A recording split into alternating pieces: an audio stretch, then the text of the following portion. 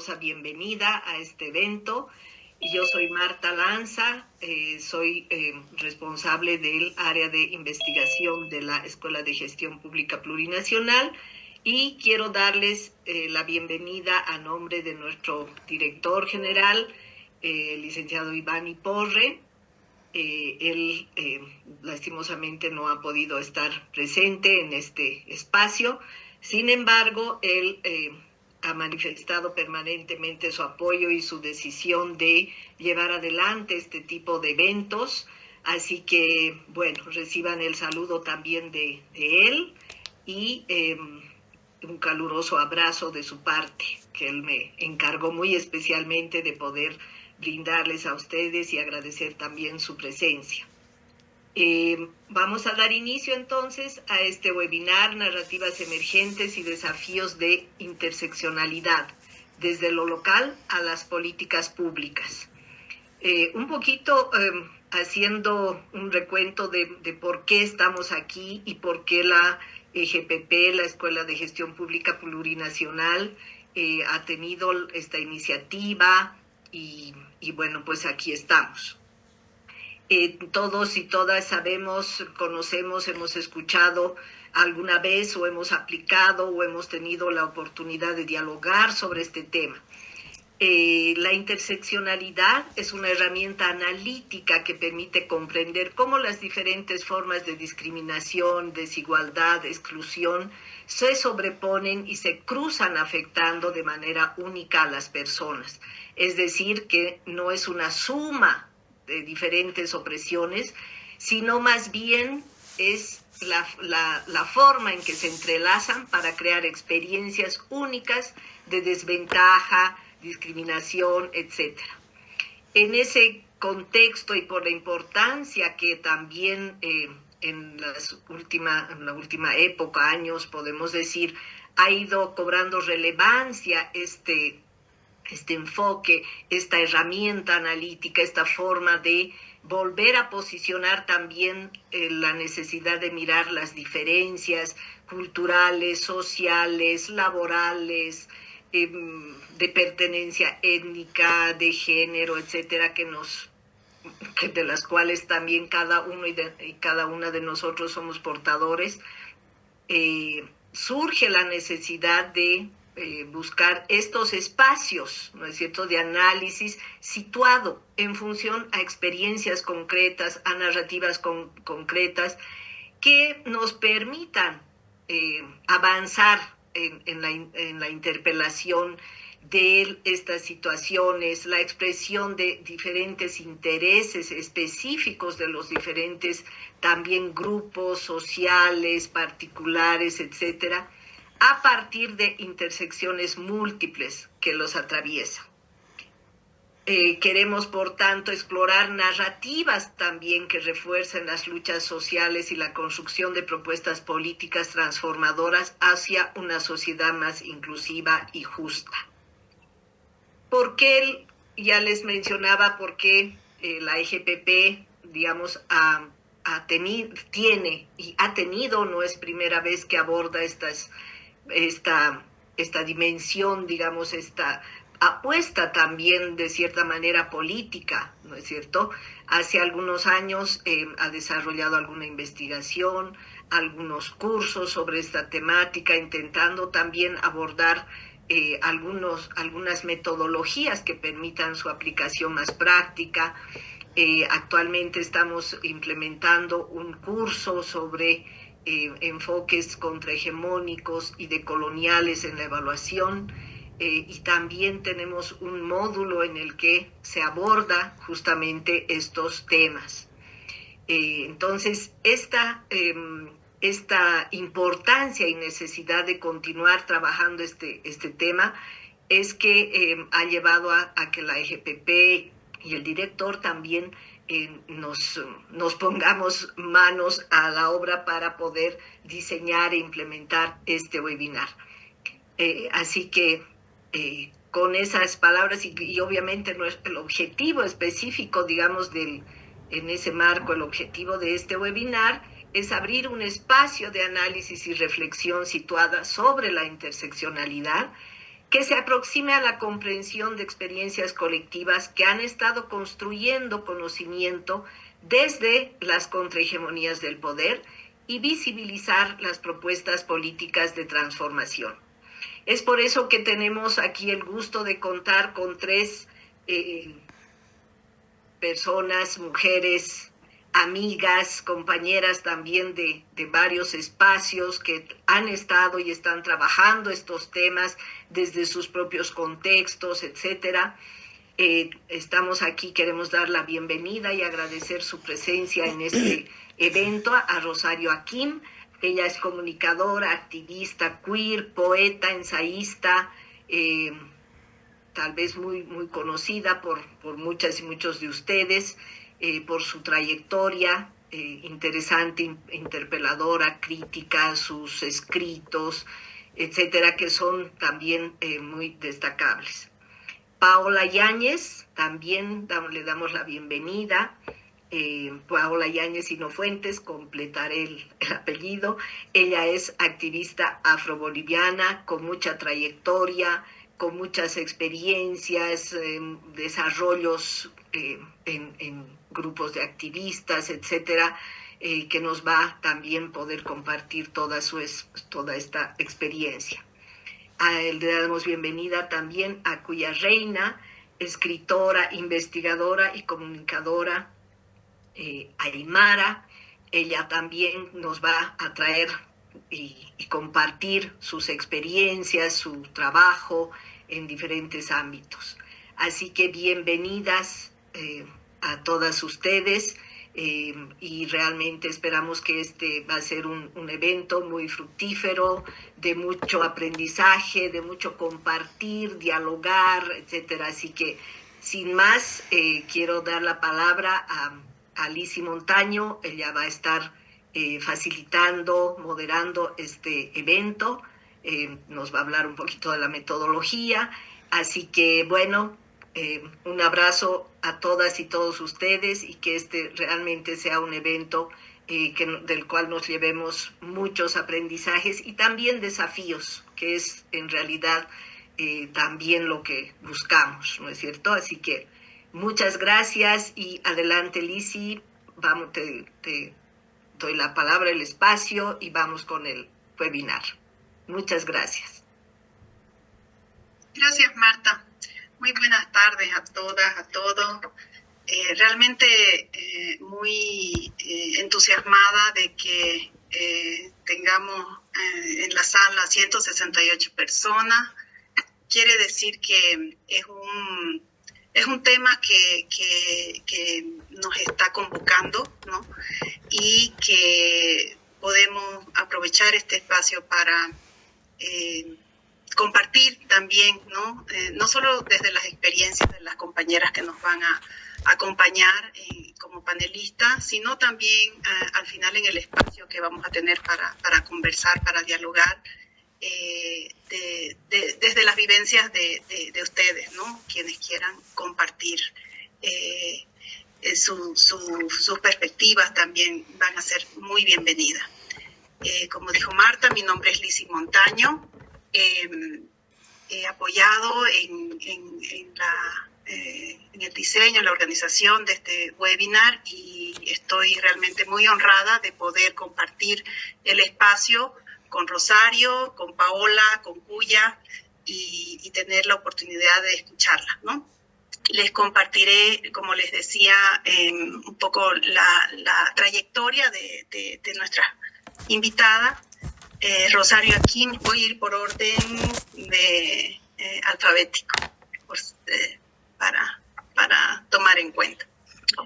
Rosario Akim nació en Riberalta, Beni, en Bolivia. Es activista, poeta, ensayista y docente universitaria con doctorados en estudios multidisciplinarios en ciencias del desarrollo del CIDES de la UNSA. Tiene maestría en filosofía y ciencia política, maestría en desarrollo rural y es licenciada en ciencias de la comunicación de la Universidad Católica. Acaba de terminar el postdoctorado en filosofía, ciencia y tecnología en el CEPIES UNSA con la Universidad de Bremen, Alemania. Se ha involucrado en diferentes temáticas: poder, violencia, trata y tráfico, descolonización, despatriarcalización,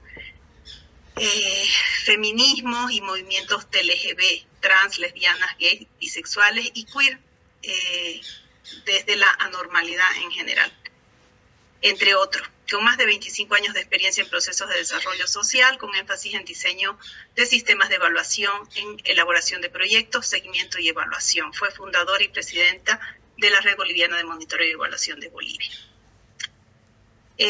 También tenemos como invitada a Cuya Reina, su nombre es Reina Maribel Zuñagua Copa. Ella es del Alto y es escritora, periodista e investigadora aymara, autora del libro Los hijos de Goni del 2022. Ha consolidado su voz en la crónica y el periodismo narrativo, explorando la identidad alteña y los imaginarios indígenas desde una mirada crítica y contemporánea. Su obra ha sido presentada en escenarios internacionales como el Foro Babel en México y la Feria del Libro de Madrid, posicionándola como una de las voces emergentes más potentes de la literatura boliviana actual. Por último tenemos a Paola Yáñez Hinofuente. Paola es militante afrofeminista boliviana, ingeniera civil, fue directora ejecutiva del Centro Afro-Boliviano para el Desarrollo Integral y Comunitario, CADIC. Tiene experiencia en trabajo en género, identidad, discriminación, racismo, derechos de las mujeres. Desde 2018 es coordinadora general de la Red de Mujeres Afro-Latinoamericanas, Afro-Caribeñas y de la diáspora. Entonces, la más cordial bienvenida a nuestra invitada y no sé si pueden encender su cámara, por favor. Hola, Rosario. Hola. Cuya ha tenido un pequeño retraso, pero vamos a empezar y bueno, ella se va a incorporar en unos minutos más. Entonces, bueno, con toda la confianza y la cercanía que tenemos, esperamos que, como decía antes, sea un diálogo, una conversación y un compartir, ¿no? Y un aprender, ¿no? Desde nuestros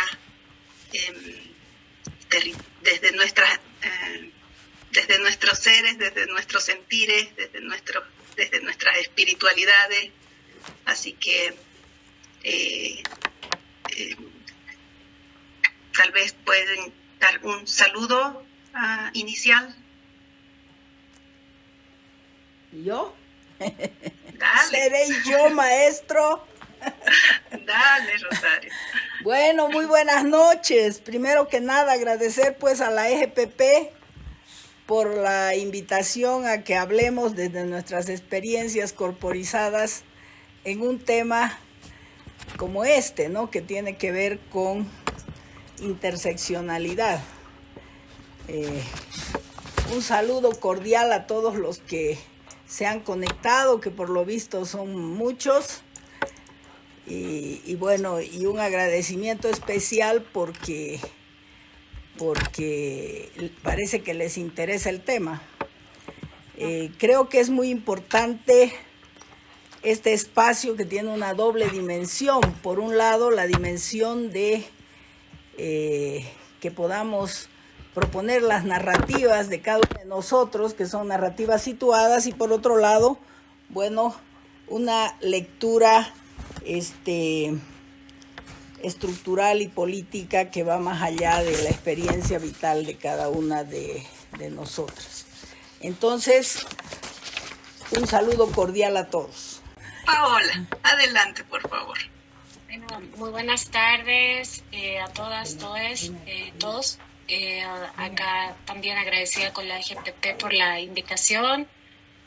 Una alegría además compartir el espacio con compañeras, amigas, con quienes pues he coincidido en otros espacios para conversar y poner nuestras miradas sobre la interseccionalidad. Muchas gracias, Paola. Cuya, no sé si ya logró conectarse. Creo que no estaba con cámara. Muchas gracias. Ahora, para iniciar esta conversa, la primera pregunta disparadora, digamos, del diálogo, me gustaría que nos compartan cómo es que se han reinterpretado y resignificado los planteamientos de interseccionalidad para ustedes desde sus experiencias y saberes en sus contextos, en sus territorios, en sus experiencias concretas. No sé quién quiere empezar. Bueno, para seguir con el orden que han hecho, creo que la primera cosa que es necesario dejar en claro es que la interseccionalidad se refiere a un locus enunciativo. Y ese locus enunciativo debe quedar soberanamente claro. ¿Por qué? Porque como suele ocurrir con este tipo de categorías analíticas, estas banderas de lucha, que en el caso de la interseccionalidad vienen desde la negritud y vienen desde una lucha que arrastra una memoria larga desde los cuerpos esclavos, de los cuerpos racializados de la negritud. Desde ahí viene este concepto, ¿no? Y por supuesto que viniendo de una memoria larguísima y de unas luchas y de unos cuerpos sometidos al más radical de a la más radical de las formas de dominación, que es la conversión del otro en cosa. Por supuesto, pues, que es una categoría que tiene mucho peso y mucho contenido. Y por ende, en torno de la interseccionalidad no solo se ha desarrollado epistemología, no solo se ha desarrollado filosofía, teoría, metodología, es decir, ciencia, sino además praxis política. Pero lo que ocurre con este tipo de desarrollos es que en la medida en que son temidos por el pensamiento y el poder hegemónico, se los vacía. Y es lo que ha ocurrido con el concepto de interseccionalidad. Lo mismo que ocurrió con el concepto de género, lo mismo que ocurrió con las luchas feministas, lo mismo que ocurrió con el tema indígena, lo mismo que ocurrió con el movimiento LGBTIQ. Son movimientos vacíos. No dicen nada. Sus categorías no explican absolutamente nada. ¿Y por qué es así? Porque el poder los apropia, los coopta. ¿Y cuál es la gran victoria del poder hegemónico? Que lo hace a través de las mujeres. Todo se reproduce a través de las mujeres. Son ellas, a través del feminismo, las que vacían de todo el contenido a las luchas, a los conceptos, a las teorías. Son ellas. Y va siendo hora de que se vayan haciendo cargo. Quiero dejar bien claro que interseccionalidad, por lo menos desde mi lugar de enunciación, no es desigualdad, de ninguna manera. No es que yo tenga el pelo rojo y la otra lo tiene negro, que yo sea gorda y la otra flaca, que yo esté embarazada y la otra no, que uno ocupe un lugar y gane un sueldo y la otra. No, señor. Para mí la interseccionalidad no tiene nada que ver con desigualdades, que es el concepto que nos vende el feminismo hegemónico. En países como el nuestro, la interseccionalidad es la intersección de dominaciones múltiples, de formas coloniales, de opresión, dominación y explotación de los cuerpos. Eso es. Y si un Estado, como en el caso boliviano, quiere comprarse el cuento de la interseccionalidad, tiene que ir a la desestructuración de las dominaciones múltiples. ¿Por qué no pasó nada con todo lo que Martita nombró que se hizo en la EGPP? porque el Estado del proceso de cambio no quería cambiar nada. Porque para eso tienes que tocar las estructuras del Estado. No se puede desestructurar las formas de dominación sin tocar las instituciones del Estado. Entonces, primer punto, desde cómo se reinterpreta y se resignifica. Para mí desde ahí, a nivel macro. A nivel micro, ¿qué significa? Cada que voy a un evento, a un encuentro, se dice quién soy porque es parte del hábitus, diría Bourdieu, de este tipo de webinares y cosas. Y me causa gracia porque una de las cosas que se dice son los títulos. Y eso, para los cuerpos atravesados por formas de dominación, es muy importante. Los títulos, aunque te parezca que no. Porque para una mujer amazónica que viene de Tanganica, ¿qué quiere decir? De la frontera de Bolivia con Brasil, que soy yo, de un pueblito perdido en la Cochinchina, que es Riberalta, tener un postdoctorado, ¿qué crees? Y con docentes de la Bremen de Alemania, ¿qué crees? ¿Que es parte del paisaje? No. Y la pregunta del millón que surge inmediatamente de un cuerpo atravesado como el mío es, ¿por qué no se oye mi voz en Bolivia? Y sí en otros lados. Buena pregunta. De los 100 y tantos que están conectados, ¿cuántos han leído? 1. No voy a pedir más de mis libros. 1. Si son flojos, cuento.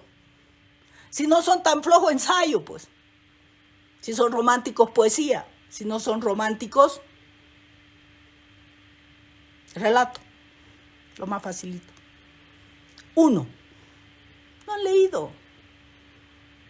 Tienen idea. No tienen idea. ¿Por qué? Porque eso es la dominación. Esa es la manera como las dominaciones múltiples destruyen los cuerpos que son atravesados de manera interseccional por su raza, su clase, su sexo, su género, su sexualidad, su locus enunciativo, etcétera, etcétera.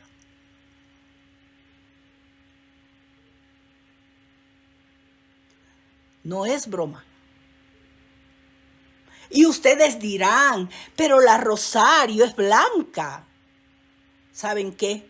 Mi blanquitud no vale nada frente a las otras formas de dominación que me atraviesan. Mi blanquitud se pulveriza cuando digo que me gusta una mujer. Mi blanquitud se va al carajo cuando digo que soy pansexual. Mi blanquitud no tiene ningún sentido cuando digo que soy pobre. Porque hay blanquitud pobre, por si acaso. Hay una blanquitud pobre. ¿Qué blanquitud es esa? La que viene de fuera, la que fue expulsada por las guerras, la que vino buscando refugio. De esa blanquitud venimos muchos. Aquín, turco, como decir indio, despectivo, mal visto. Todo eso pesa, niños, jóvenes, señoritas que están escuchando. Y eso pesa en un país andinocéntrico hasta la médula, que durante 20 años se ha regodeado de su andinocentrismo, que no ha sido capaz de abrir el alma a los hermanos que estaban en menores condiciones de posibilidad que lo aymara. Yo vengo, desgraciadamente, de ahí. De esos 36, de las 36, 33 naciones que ni saben quiénes son ustedes. Y estoy segura que aquí hay masterantes, hay doctorantes, hay de todo. Pero yo les pregunto, ¿qué es un Eseja? ¿Qué piensa un Yuracaré? ¿Cuáles son los sueños de un Siriono? ¿Qué es la religiosidad de un Membía? No tienen idea. En 20 años de proceso de cambio, ¿acaso nos ha importado un carajo? Esas son las dominaciones múltiples. Esas son las que nos atraviesan y nos convierten en gente con poder o gente sin poder, en gente con privilegio o en gente sin privilegio. Y en nuestros casos, que venimos de Tanganica, lo único que nos queda, a la pregunta que dice acá, ¿desde dónde resignifican? Lo único que nos quedan, ¿saben qué? Es nuestro cuerpo y nuestra voz. Nada más, porque plata no tenemos. Padrinos tampoco. Nadie va a comprar la ideología que escribo en mis libros. ¿Por qué? Porque creen que es demasiado agresiva, porque no es complaciente. Entonces nadie me va a padrinar para que sea no sé qué, para que viaje por la mitad del mundo discurseando, sabe Dios qué. No. Y mi lugar de enunciación, mi Amazonía saqueada, destruida, convertida simplemente en un territorio de recursos verdes, no tiene fuerza. No tiene fuerza. Yo debo ser la única que ha podido llegar al lugar académico donde he llegado. ¿Y saben por qué es valioso el lugar académico? Porque es el único lugar desde donde puedo luchar contra el poder. Porque a lo único que el poder le teme es al saber. No hay más. Porque el poder es ignorante en sí mismo. A lo único que le tiene miedo, terror, es al saber del otro. Y es el único lugar desde donde yo he podido seguir sobreviviendo, a pesar de ser un cuerpo atravesado por el lugar, por el territorio, por la pobreza, por mujer migrante, por decidir amar a otra igual, distinta, independientemente sus genitales y sabe Dios qué, que ustedes ya conocen de mi discurso. Lo único que me ha mantenido libre, ¿saben qué? Es que sé. No me hago la que sé, yo sé. Así de simple. Y eso es lo que me mantiene viva. Y por eso escribo. Y por eso uso la palabra como arma. Y de esa manera es resignificado las opresiones múltiples que me atraviesan. Muchas gracias, Rosario. Ha sido una introducción y un panorama muy amplio y claro desde lo macro hasta lo micro que nos ha compartido. Paola, por favor, en consonancia y en coherencia con el tiempo que ha usado Rosario, vamos a, si quieres extenderte más de los 5 minutos, hasta 10, no hay problema. Para las próximas preguntas sí me gustaría que tomemos en cuenta un poco más el tiempo, si no, no nos va a dar para abordar los otros temas, ¿sí? Muchas gracias. Adelante, Pau. Tomar el hilo de lo mencionado por Rosario, de cómo cuando hay un término, si se construye algo y si este algo se populariza, termina siendo cooptado y después vaciado de contenido. Y ha sucedido con varias cosas, ¿no? Entonces, como el género, el feminismo, tal como lo indicó Rosario, y sucedió con la interseccionalidad, pero también sucedió mucho en Bolivia con todo lo de la interculturalidad, y sucedió con la plurinacionalidad, ¿no? Que se entendió por interculturalidad y plurinacionalidad en algún momento al hecho de sentar a gente de diferentes pueblos y de diferentes culturas a convivir. en una convivencia de, bueno, estamos pasando 5 minutos, o incluso a este espacio, ¿no? Estamos teniendo una convivencia intercultural y no es eso, no se trata de eso. Estos términos han sido creados para cuestionar las raíces, las estructuras mismas del sistema y cómo los estados se han venido creando. Una de las cosas que no se menciona cuando hablamos de racismo, y es desde ese espacio desde donde yo hablo como una afroboliviana, y desde esos espacios, cuando hablamos de racismo, nunca hablamos de que la principal característica del racismo es que es estructural y que los estados se han construido sobre esa base estructural y es institucional porque están todas las prácticas del Estado, que tiene que ver con las oportunidades, que tiene que ver con cómo nos miran, con cómo nos entienden. Entonces, y muchas veces en este abordaje de las cosas sin profundizar, se cree que el mayor problema del racismo es que alguien se pellizca en la calle cuando ve a una persona negra y dice suerte negrito.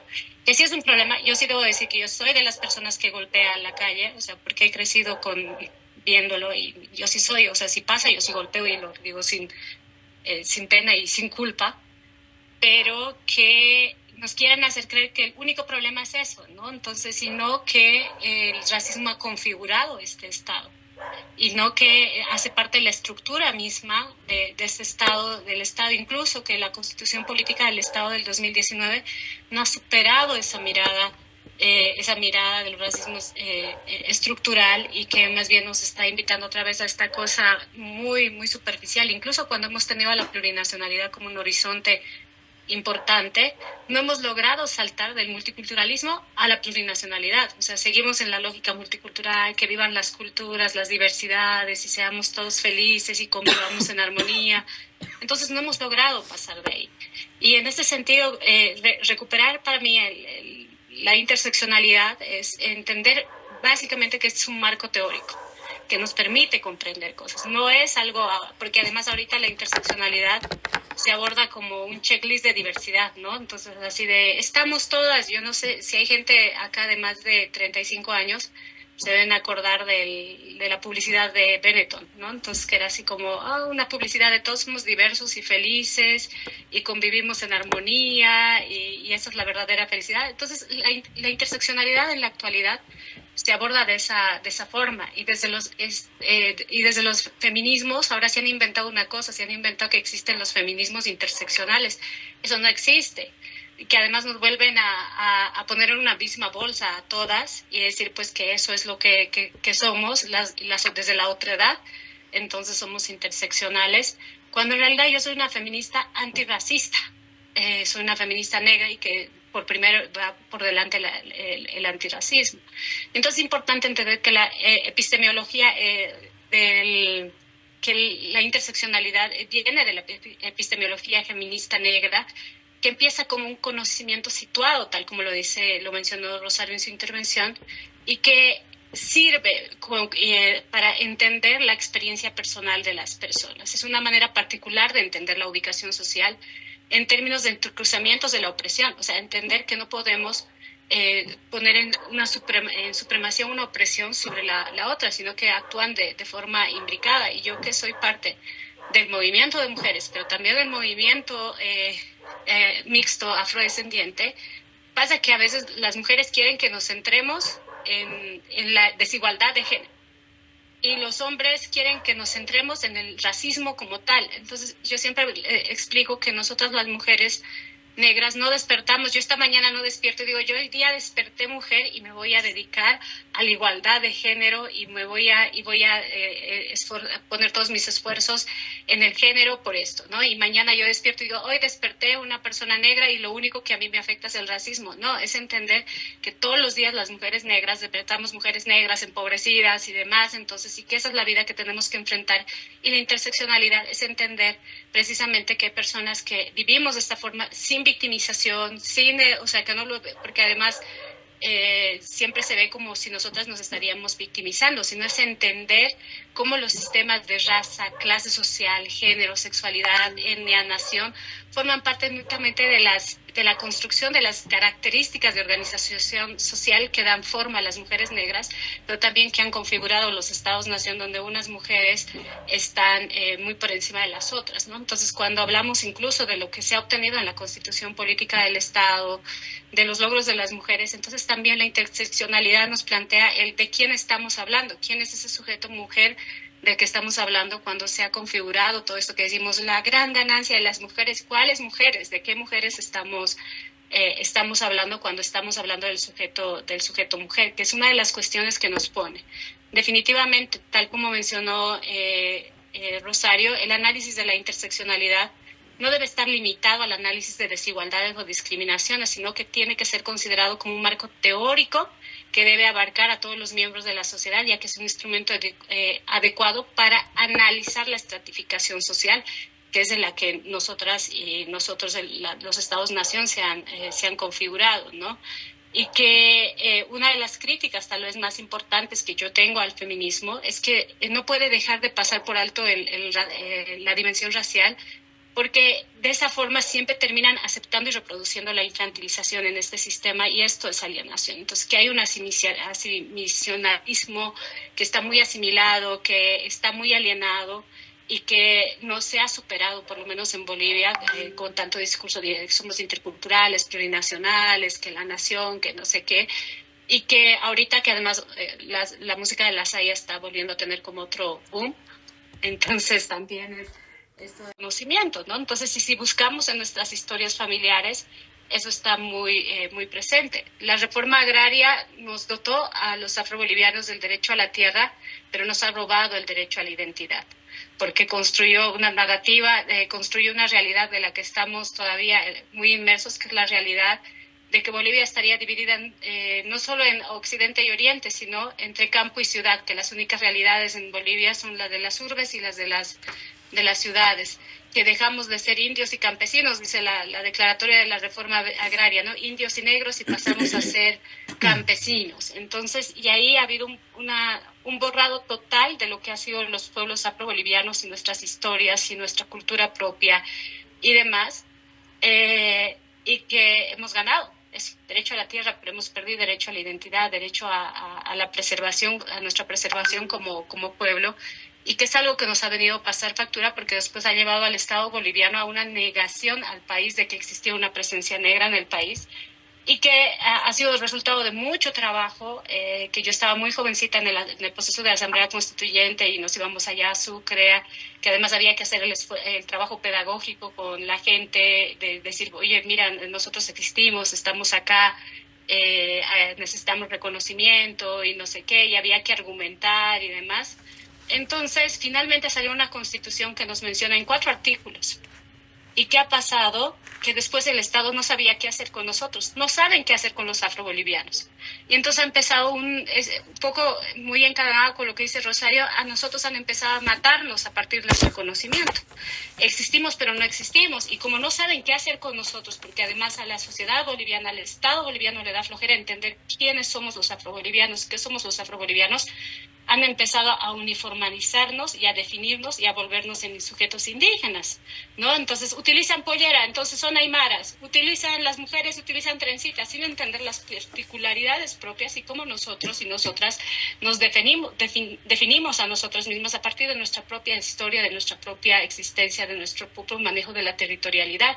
Esto de que hace poco escuchaba que un primo mío que era dirigente, que no lo dejaron entrar a una reunión porque no traía sombrero, poncho y chicote. ¿Desde cuándo los afrobolivianos hemos utilizado sombrero, poncho y chicote? Entonces, una de las características que tiene la cultura andina ha sido lo uniformalizador que es y dominante que es, que ha terminado tomando lo afroboliviano y empezando a dominar en lugar de comprender, y han empezado a definirnos como somos, y eso nos aleja mucho más de tener una conversación sobre reparaciones históricas y reconocer que la esclavitud ha sido un tema reciente en nuestra historia y que está todavía muy arraigada a nuestras historias, a mi historia personal y a mi historia familiar. y que esa es parte de estas reflexiones que tenemos y de nuestra propuesta política internacional, es reparaciones históricas, reparaciones es parte de nuestras demandas, y que avancemos hacia la justicia reparatoria. También que necesitamos aprender a hablar sobre raza y racismo es algo urgente. No es lo mismo decir, no, es que me discriminan por no sé qué. No, hay que hablar aquí abiertamente de raza, que finalmente es la raza y qué es el racismo y cómo se vive y se enfrenta. Totalmente de acuerdo con las visiones que además que nos está mostrando lo limitante que es la universalidad del sujeto mujer, que nos está invitando a reescribir la categoría, no solo ampliarla, o sea, porque además nos llevan a esto de la ampliación, y hay un discurso que yo lo soporto en el Estado, porque entiendo que hace parte de la estructura, pero que no lo tolero en el movimiento de derechos humanos, y es cuando hablan de inclusividad, de que nos van a incluir, que somos unos feminismos inclusivos. A mí me tienen harta con todo el discurso de la inclusividad, que necesitamos agendas inclusivas. ¿Qué es lo que denota la inclusividad y el discurso de lo inclusivo? Son relaciones de poder. Porque si tú tienes el poder de incluirme, quiere decir que tienes el poder de excluirme, y que mi situación tiene que ver de forma deliberada con tu falta de capacidad de entender, y que tú decides cuándo sí y cuándo no conmigo. Entonces, si esa es una radicalidad a la que debemos de llegar, y de decir que si los feministas no son radicalmente antirracistas, entonces no me sirven para nada. Entonces yo no quiero ser incluida, yo no quiero sentarme en esta lógica multicultural y de diversidad a conversar y a tomar la tacita de té con algunas solo para convivir. Yo ya no necesito convivir, necesito que sean radicalmente antirracistas y que se cuestionen desde sus propias prácticas y los espacios, cómo se gobiernan, cómo se toman las decisiones, cómo se enuncia, cómo se piensa en cada espacio. Y creo que en este sentido, en la actualidad, hay que pensar con mayor radicalidad, entender que el racismo no es una cuestión individual, que no se trata de cuestiones individuales que se resuelven mediante la sensibilización. Nadie se va a volver menos racista solo por sensibilización. Hay que tocar la estructura misma del Estado, y hay que desafiar el asimisionalismo que lo tenemos tan internalizado en el país. Gracias, Paola. Realmente entre las dos están haciendo unas propuestas muy interpeladoras, ¿no? Lo de recuperar, de reconocernos, recuperando nuestras diferentes historias, lo del reconocimiento, la recodificación, la reparación también, ¿no? Y rescato esto de la necesidad, la urgencia de tener estas conversaciones incómodas, ¿no? Que entiendo que son las que permiten repolitizar, ¿no? Todos estos conceptos que han sido vaciados de su contenido, ¿no? Ya sea género, ya sea racismo, interseccionalidad, ¿no? Creo que son puntos importantes que me parece, o sea, en realidad han salido muchos más, ¿no? Pero esos son algunos de los que me han llamado más la atención. Para terminar, y aquí sí les voy a pedir que nos restringamos a los 5 minutos para poder tener el espacio después de los comentarios o las preguntas de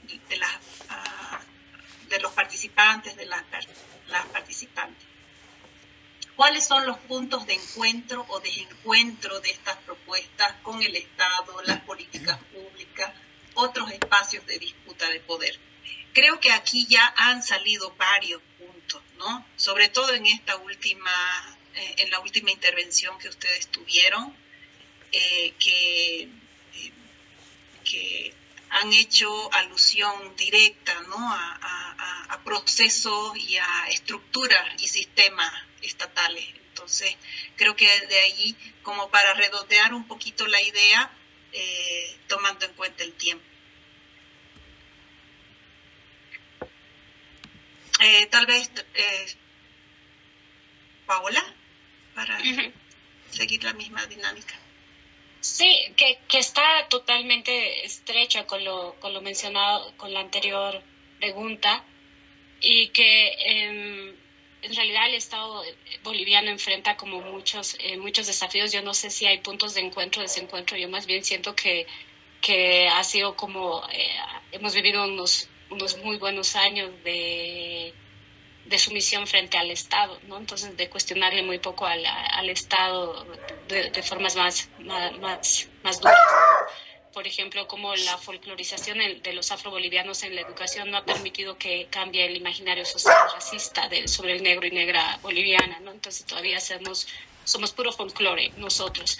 Y esto nos ha venido convirtiendo a nosotros en sujetos que no son plenos de derechos, ni dignos, ni merecedores del respeto. También que entender que el Estado es altamente homogeneizador y que necesitamos salir de esa lógica, que en el contexto que estamos enfrentando debemos de subir la apuesta, debemos de tener como mayor radicalidad, debemos de fortalecer el tejido, entender que la política pública jamás ha tenido con nosotros una mirada, y vuelvo al criterio de inclusividad, ¿no? Entonces es esto de la política se piensa, yo siempre digo en Bolivia, la política y la ley se piensa de Plaza Murillo a 5 cuadras alrededor. Porque ni siquiera está pensada para la periferia, no está pensada dentro de la misma urbe, la política no está pensada mucho menos hacia el área rural, ni más allá ya coge carretera y ya no salió, o sea, ya no está ahí, ¿no? Entonces, y es una visión del país, además, a la que se piensa profundizar, ¿no? Entonces, y que esa visión de país esté como muy centrada de Santa Cruz, de la Plaza 24 de septiembre a Equipetrol, y de la Plaza Murillo hacia algunos sectores de la zona sur, no a todo, por cierto, Sopocachi y demás. Entonces, y que el resto del país se tiene que adaptar a esa política, ¿no? Entonces, y es algo que no se ha transformado y que más bien se está apostando a profundizar. Es reconocer que existe un colonialismo interno, tanto en el centro como en la periferia. Es algo que además nos ha llevado como a invisibilizar a las poblaciones. Hablar de epistemicidio también es importante, de cómo se ha venido anulando nuestras existencias, y que yo creo que este es como el tiempo de radicalización de la apuesta política, de una apuesta decolonial. Entonces yo estoy totalmente de acuerdo que es el momento para profundizar precisamente nuestras reflexiones y ser más radicales en nuestras demandas, en lo que queremos, y repensar el Estado y repensar el sistema democrático, o sea, que finalmente es democracia. Si democracia es ir y votar o ser elegido y se reduce a eso, o con qué más tiene que ver la democracia, cómo entendemos el concepto de democracia. Si es suficiente con que el 50% de las cámaras sean de mujeres o no, o sea, ¿qué implica eso para las mujeres? O específicamente de que sin democracia, puede haber democracia paritaria, pero si esta democracia no es intercultural, las negras quedamos totalmente fuera de la toma de decisiones, ¿no? Entonces, ¿y qué va a implicar? O sea, creo que es un momento más bien para cuestionar a profundidad el Estado y reconstruir nuestras propuestas y nuestros proyectos políticos, y avanzar hacia una radicalidad más profunda. Muchas gracias, Paola. Rosario, por favor. Bueno, la primera cosa, creo que la interseccionalidad nos permite identificar nuestro locus. Creo que Paola lo ha hecho de manera brillante. ¿Qué es lo que nos autoriza a hablar? ¿Desde qué lugar es esa autoridad? Y una cosa que me ha gustado mucho que ha dicho ella es que el activismo es siempre una respuesta a las dominaciones múltiples que nos atraviesan. Es decir, somos activistas porque queremos responder de alguna manera a esas dominaciones. Queremos liberarnos de esas formas de dominación. Y claro, es un locus muy conmovedor, como suelen ser los locus, los que siempre quedan enterrados en el dedo gordo. ¿Por qué quedan enterrados en el dedo gordo? Porque duelen, porque los locus duelen. No solo que te avergüenza, sino que te duele. Te duele la procedencia, te duele la memoria cultural de donde a veces vienes, ¿no? En mi caso, en mi locus, fue una cosa muy diferente. ¿Por qué? Porque yo vengo mi padre era capataz de las barracas de los sailors. Y mi papá tenía cayubabas, canichanas, que eran los enganchados que se llevaban a las barracas gomeras para trabajar en los gomales. No hubo tiempo para enunciar nuestros locus, pero el locus que muestra de cómo estamos atravesados tiene que ver con eso. Y la pregunta mía era, ¿por qué? Si mi papá era uno más de esos blancos, ¿y por qué, siendo blanco y pobre, tenía que estar al mando de un blanco rico? Entonces, esas cosas nos constituyen, nos deconstituyen. Y luego el racismo de mis abuelas, que una era de ascendencia alemana, porque vinieron muchos alemanes a Bolivia y se fueron a vivir a Ribera Alta. Y vinieron también árabes. Entonces, cuando a mí me dicen originario, originarísimo, yo soy originario hasta la médula, no te creo, papi. No te creo. Porque en mi caso soy una segmentación infinita de posibilidades. Al punto que, ¿quién eres? Sería la pregunta del millón. En toda esa diversidad atravesada de cruces. Entonces, la primera cosa para cerrar esto es eso. La interseccionalidad me permite encontrarme con mis demonios, con mis fantasmas, deconstruirme, dolerme, sentirme y finalmente tratar de sobrevivir en todo eso. Y eso duele mucho. Y uno no quiere hacerlo. Yo tengo el libro La incorregible rebeldía de María Lugones, donde hacemos ese ejercicio con María Lugones. Y le diré que tardamos 3 años porque uno se resiste a seguir recordando, porque eso está en el baúl enterrado. Pero creo que es necesario hacerlo para poder tener certeza de lo que vas a decir. Y encuentros y desencuentros con el Estado no me lo compro. Yo no peleo de cara al Estado. Ni a favor ni en contra, nunca lo he hecho ni lo pienso hacer. ¿Por qué? Porque el Estado, su base es la dominación. No es tu papá, no va a ser buenito contigo nunca. No te va a dar nada bueno el Estado, ni como mujer, ni como indígena, ni como TLGB. Ya lo ha demostrado. Su base es la dominación y está hecho para eso. Siempre que dices Estado, dices poder. Reproduces las lógicas perversas del poder. Y para mí de lo que se trata es de desestructurar esas lógicas perversas del poder. ¿Por qué todo tiene que centrarse en el ejercicio del poder? En el violentamiento de la voluntad del pueblo, de la gente, de las naciones. No, tenemos que empezar a pensar en modelos civilizatorios centrados en la solidaridad, en la paz, en el amor, en otros valores que no sea el poder y la muerte. Porque el poder, su expresión más radical es la muerte del otro. El poder, el Estado, es aquel a quien le delegamos dar muerte. Yo prefiero apostar por la vida, en todas sus formas, por la biodiversidad, por la Amazonía, por todos los hijos de la selva, de los bosques, de las montañas.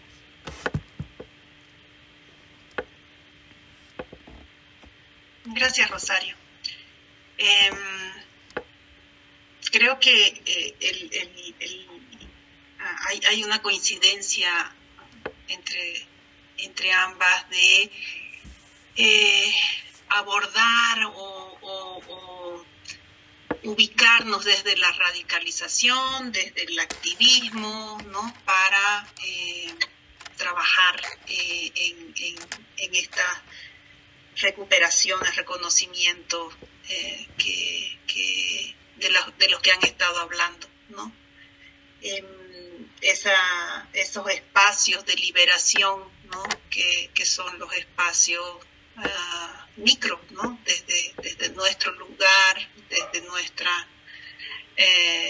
nuestra propia mirada, ¿no? Hay una autora africana que habla sobre la historia única, ¿no? De construir nuestra propia historia y no comprarnos esa historia única que nos cuentan, ¿no? Sobre nosotras mismas, sobre nosotros mismos también, ¿no? Marcela Claure dice, muy interesante tu expuesto.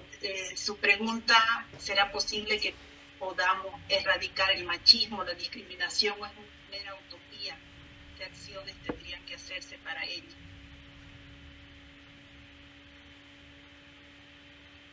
Perdón. No sé si alguna de ustedes... Perdón, la última parte, no escuché la última parte. ¿Cómo era? ¿Qué acciones tendrían que hacerse para erradicar el machismo, la discriminación, si es una utopía? O si es una utopía. No, a ver, utopía, erradicarlo debe ser, ¿no? No creo que sea el machismo una utopía. No. O si es una utopía el poder erradicar, a eso se refiere, ¿no? A ver, es larguísimo, pero bueno, a ver, vamos a tratar de ser un poquito... ¿De dónde vienen todas esas formas de poder, el machismo, el racismo, todas esas marcas? Vienen de un sistema mucho más lejano, un sistema que nace con la humanidad, que nace en el neolítico urbano. Ese sistema de poder se llama patriarcado. Ese sistema de poder no ha sido el sistema de poder, sino que han existido muchos sistemas patriarcales a lo largo de la historia. Unos más sutiles que otros más agresivos que otros. Podemos detectar rápidamente el primer sistema patriarcal fue el sacerdotal sumerio. Luego del sacerdotal sumerio viene el patriarcado dinástico. Del patriarcado dinástico, el patriarcado cristiano, que es desde donde parte el feminismo, sus estudios del patriarcado. Yo los recorro más atrás todavía. Después tenemos el patriarcado romano, después el patriarcado judeocristiano, cuando se casa Constantino con la religión cristiana, luego el patriarcado medieval, luego el patriarcado ilustrado, el patriarcado renacentista, antes del ilustrado. El ilustrado es el que nos llega en el siglo XV con la colonia. Después del ilustrado tenemos el patriarcado moderno, que nos llega con la segunda modernidad, siglo XVIII, con la Revolución Francesa y todo ese conjunto de principios que hacen al paradigma civilizatorio eurocéntrico. Y actualmente, ¿qué patriarcado tenemos? El patriarcado moderno, colonial, liberal. Ese es el patriarcado. Cuando el proceso de cambio, el Arce, el Evo decían despatriarcalizar, yo supongo, no estoy segura, que se referían a ese patriarcado moderno colonial, ¿no? Y ese patriarcado moderno colonial, por supuesto que tiene como base el modelo civilizatorio eurocéntrico. Por eso es que decimos que es un patriarcado moderno colonial. ¿Ya? Entonces, el patriarcado, al ser un sistema de poder y de dominación de la otra, tiene pues un imaginario simbólico y una praxis, porque si no, no podría reproducirse. El imaginario simbólico tiene todo un desarrollo teórico, conceptual, que lo hace posible, entre los cuales está el machismo, la misoginia, la ginopia, en fin. Todas esas cosas son conceptos que constituyen a la otredad como despreciable, porque no se puede ejercer poder y violentar la voluntad del otro si no lo haces con violencia. El patriarcado es un sistema violento, es un sistema profundamente violento y tiene formas prácticas de expropiación, no solo de conocimientos, de prácticas, de saberes de las mujeres, en fin, que es largo de explicar. Pero en resumen, ¿qué es lo bueno en todo eso? A la pregunta. Es criatura humana, mami. ¿Y qué es lo bueno cuando algo es criatura humana? Que lo puedes destruir. No lo hizo un dios del planeta Urano. Lo hicieron los humanos a lo largo de la historia. Y por lo tanto, así como lo han reforzado, lo han hecho, en fin, lo pueden destruir. Ahora, lo que les voy a decir no les va a gustar. La reproducción, la gran victoria del patriarcado es que su reproducción, su fortalecimiento, su futuro como sistema de dominación de las mujeres les ha sido encomendado a las propias mujeres.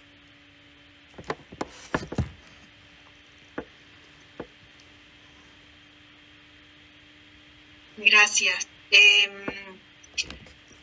Paola, ¿quisieras añadir algo? Hay un par de preguntas más, pero ya. Otra dice, pienso que el mayor desafío es la coherencia en nuestro cotidiano. Pregunto a las panelistas si alguna vez se reconocieron en comportamientos violentos y por qué creen que las personas no reconocen cuando fallan. La coherencia nunca nos lo arrebatará el sistema. La doble moral impera, por ello nos roban nuestros discursos y nos vuelven todo vaciado, deformado. Ahí tal vez, Paola, te puedo dar el espacio. No sé, yo estoy renunciando a la coherencia, o sea, estoy abrazando mi incoherencia. Entonces, yo por años, yo hacía radio en Dahuaynatambo con Abraham Bojorque, Sukamawike, que no sé, algunos conocieron, que fue un rapero en Aymara, y que hablaba mucho sobre la coherencia, y siempre después del programa de radio teníamos conversaciones sobre lo que era ser coherente. Entonces, y por años yo me había, y como sucede cuando muere alguien que queremos, entonces empezamos a llevar como una pesada carga algunas cosas, ¿no? que han estado mediadas por ese afecto. Entonces, yo por años he llevado esto de la coherencia, y después me he hallado tremendamente incoherente y he empezado a abrazar mi incoherencia. Esto que les decía, que yo creo que hay que trabajar para reducir la violencia y demás, pero si veo que te pellizcas en la calle, yo te voy a pegar, no, y eso también lo abrazo, ¿no? Entonces, y abrazo mi incoherencia, y entiendo, y además a veces la coherencia nos lleva a un nivel de poco flexibilidad, ¿no? Entonces, si queremos pensar de cierta modo y actuar de cierto modo, entonces yo más bien estoy en una etapa de mi vida en la que reconozco que no pienso igual como pensaba hace 2 años, entonces sí que voy viendo, y que el mismo contexto me lleva a cierta flexibilidad para ir repensando y replanteándome también mis posturas, ¿no? Entonces ahora yo veo algunas posturas que yo tenía hace unos años atrás y que me da vergüenza ajena, y ahí digo, pues bueno, ya ni modo, así creía, y así veía el mundo desde ese lugar de enunciación que tenía en ese momento, y ahora veo las cosas de un modo distinto, que tiene que ver con el tipo de trabajo que hago, el estado que tengo actualmente, de que básicamente mi oficina es donde está mi computadora, que mi vida cabe en una maleta que está constantemente en movimiento, que mi cama es la cama donde me va a tocar esta noche. Entonces, y ahorita mi vida y están marcadas por esa realidad, ¿no? Entonces mis visiones están marcadas por eso, y que me lleva también a cuestionarme totalmente. Entonces, yo sí creo que es eso, que hay que salir de estas posturas tan tan complejas, y que, bueno, y quien quiera ser coherente, pues que ahí, y quien quiera abrazar su incoherencia y demás también está bien, está perfecto para mí. Gracias, Paola. Para terminar, hay una para Rosario. Dice, querida Rosario, la constitución del sujeto político de los pueblos de la Amazonía, de acuerdo, se lo hace con el diálogo y la escucha. Pero la reparación del daño, la vigencia de derecho y las libertades se deben hacer desde el Estado, sino cómo les llega a estas poblaciones amazónicas. ¿Cuál es tu opinión? Antes de contestar esa, quiero decir que para mí la violencia no es mala. Yo creo que hay una violencia buena y una violencia mala. Y a la pregunta que se hizo sobre si se ejerce violencia, por supuesto, por supuesto. Hay una violencia que transforma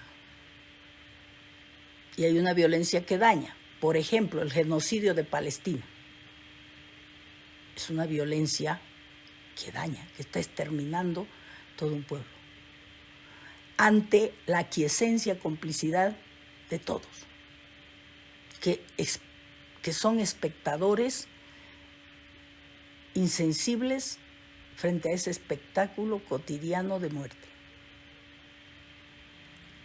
Y hay una violencia transformadora, por ejemplo, la violencia de Gandhi, la violencia de Luther King y cualquier violencia revolucionaria.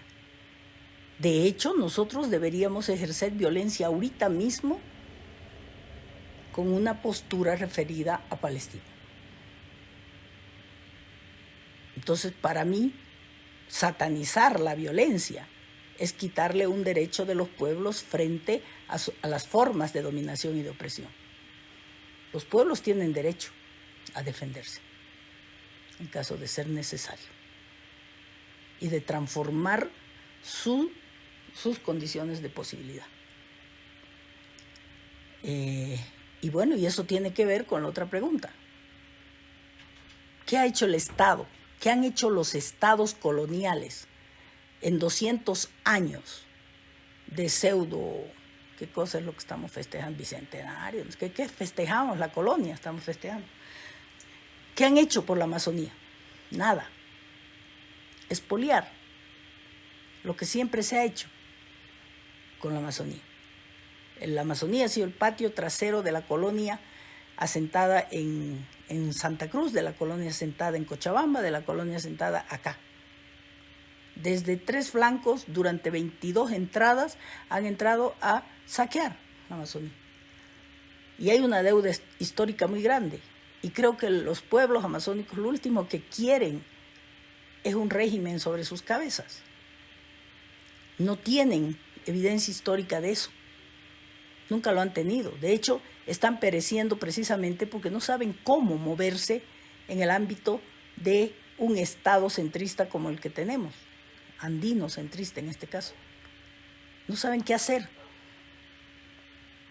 ¿no? Y más aún con todo el avasallamiento que se les ha hecho de sus territorios, porque no se entiende que territorio es un concepto fluido, no es un pedazo de tierra como la Pachamama. No es que vos vas a meter ahí al lado a un maderero, a un orero y qué sé yo, y no va a pasar nada. No, metes al lado a un orero, a un maderero, y claro que los vas a matar, los vas a exterminar, porque no les vas a dejar circular. Ellos necesitan circular para vivir. Entonces, para mí no pasa por el Estado. Definitivamente no creo en los Estados. Peor aún, la forma de Estado que tenemos y que hemos conocido, no me la compro.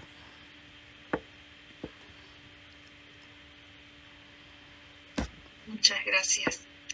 Muchas gracias, compañera. Son las 8:03. Hay varios comentarios y reflexiones muy interesantes en el chat y espero que hayan tenido oportunidad de mirarlos un poco. nos cuestionan también, ¿no? Y creo que eso es importante, eso es necesario, sobre todo en este contexto, ¿no? De tener diferentes perspectivas, ver diferentes alternativas y rescatar esas diferencias para reconocerlas, abrazarlas y valorarlas también, ¿no? Que es parte de la democracia más allá del voto y del ser elegido, ¿no? Esta capacidad que creo que necesitamos fortalecer de diálogo, ¿no? De intercambio, que parte del reconocimiento, ¿no? Entonces, comentarle que tenemos previsto como EGPP hacer un segundo momento, ¿no? De estas reflexiones, ya más tomando estos elementos que han salido aquí, ¿no? Y analizándolos o mirándolos desde un enfoque más conceptual, más teórico, para ver cómo seguimos construyendo o deconstruyendo estos conceptos, pero desde un lugar más político también, ¿no? De reivindicación, de interpelación, ¿no? Entonces seguiremos cuestionándonos y cuestionando lo que vemos y lo que vivimos.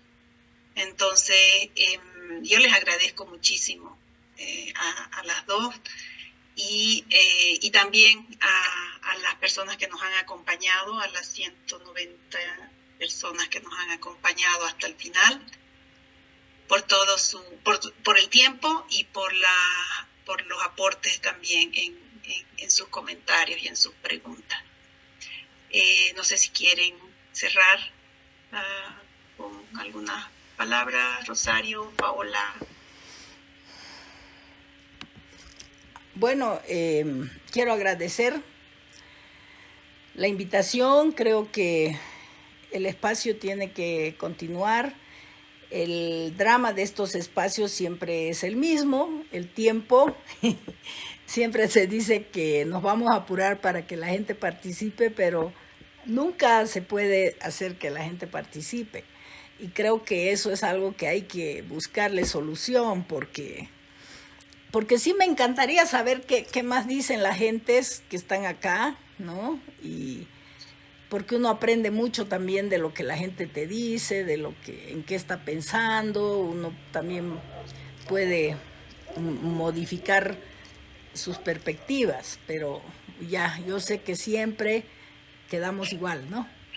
En todo caso, a ver, ojalá que se resuelva algún rato ese tema. También agradecerles pues a todos los que han estado con nosotros. Estos son momentos muy, muy sensibles, históricamente sensibles, no solo en Bolivia, sino en el mundo, porque son momentos de mucha violencia, donde se puede avisorar cuál va a ser el final. Cuando hay demasiada violencia, sabemos que el final es la muerte. Sabemos cuáles son las intenciones de los poderosos. Y obviamente quienes apostamos por la vida nos preocupa que se esté en esa avanzada, ¿no? Y la única forma de salir de estos momentos donde se amenaza la vida es acuerpándonos, reflexionando, buscando alternativas y sobre todo no dejar que nos venzan, que nos aplasten, que nos expropien la voluntad de poder que cada uno de nosotros lleva en su corazón.